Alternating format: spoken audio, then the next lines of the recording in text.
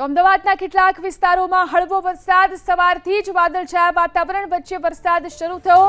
અમદાવાદના પશ્ચિમ વિસ્તારમાં ધીમી ધારે વરસાદ, એસટી હાઈવે પ્રહલાદનગર માણેકબાગ વિસ્તારમાં વરસાદ, શામલ સેટેલાઇટ રામદેવનગર જોધપુર વિસ્તારમાં પણ વરસાદ, નહેરુનગર શિવરંજની મકરબા સહિતના વિસ્તારોમાં પણ વરસાદ।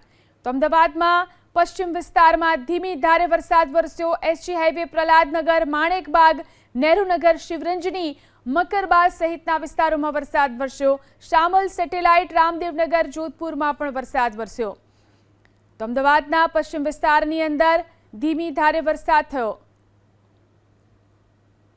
અરબી સમુદ્રમાં સર્જાયેલા ડિપ્રેશનના કારણે રાજ્યમાં વરસી રહ્યો છે કમોસમી વરસાદ। ત્યારે હવામાન વિભાગનું જે નાવકાસ્ટ છે કે આગામી 3 કલાકમાં રાજ્યના તમામ જિલ્લાઓમાં મધ્યમથી હળવા વરસાદની જે આગાહી છે તે આપવામાં આવી છે। જો કે અમદાવાદ શહેરમાં વહેલી સવારથી જ વાદળછાયું વાતાવરણ હતું અને અનેક વિસ્તારમાં ઝરમર વરસાદ વરસી રહ્યો છે। વરસાદના કારણે રોડ રસ્તા ભીના થયા છે। જો કે પવનની જે ગતિ છે તે પણ તેજ જોવા મળી રહી છે।